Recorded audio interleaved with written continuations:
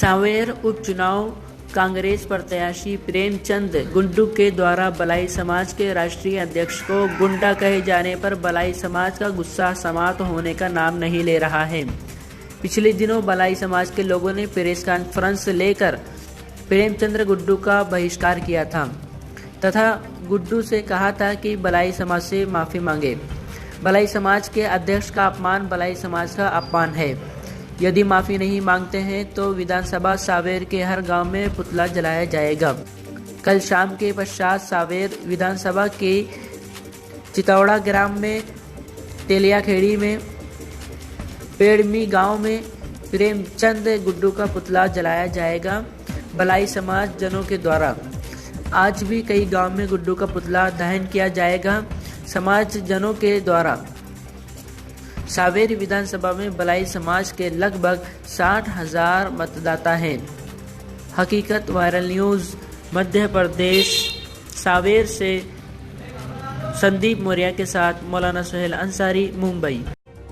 2 दिन पहले डीआईजी कार्यालय पे जो कांग्रेसियों ने असंवैधानिक रूप से एक धरना दिया था, उसके अंदर उन्होंने हमारे जो राष्ट्रीय अध्यक्ष है मनोज परमार जी, उन्हें अपशब्द गुंडा कह के पुकारा गया, क्रिमिनल कह के पुकारा गया। तो संपूर्ण आज मैं ये कहना चाहती हूँ कि मनोज परमार कोई पर्सनल प्रॉपर्टी नहीं है उनकी, वो पूरे दलित समाज की प्रॉपर्टी है।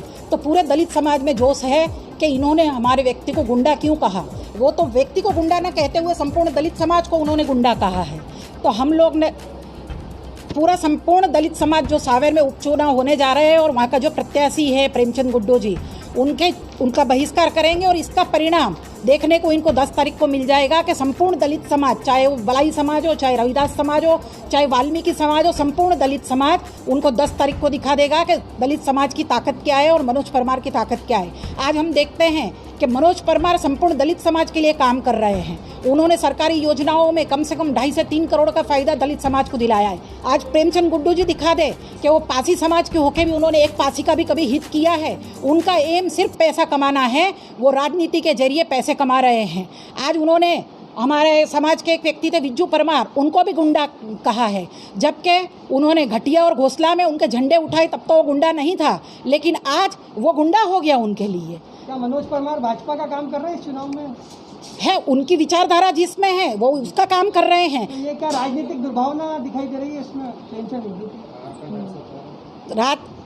राजनीति दुर्भावना नहीं, लेकिन उन्हें लग रहा है कहीं ना कहीं कि मनोज परमार अगर आते हैं सांवेर में और ये प्रचार करते हैं तो कहीं ना कहीं उन्हें नुकसान है। और गुंडा कहने के बाद हमें लग रहा है कि उनका नुकसान 101% है और वो 10 तारीख को उनको देखने को मिल जाएगा। आपका नाम? मेरा नाम लता मालवी, अखिल भारतीय बलाई महासंघ की प्रदेश अध्यक्ष।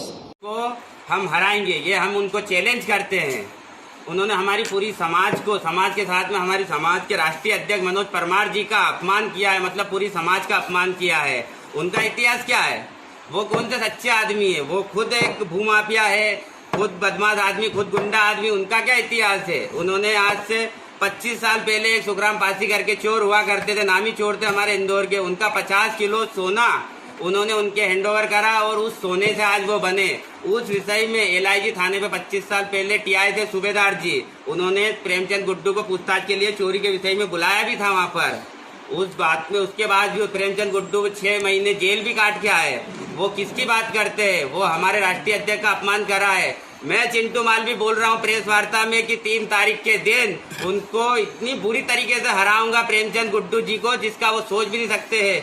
पहले डीआईजी ऑफिस में जो कांग्रेस के कार्यकर्ता थे, उन्होंने जो अवैध रूप से धरना दिया था, उसमें जो अभी उपचुनाव हो रहे सांवेर में उसके कांग्रेस के प्रत्याशी हैं प्रेमचंद गुड्डू जी, उन्होंने हमारे जो राष्ट्रीय अध्यक्ष हैं उनको असंवैधानिक आरोप लगा और अभद्र भाषा का उन्होंने उपयोग किया है।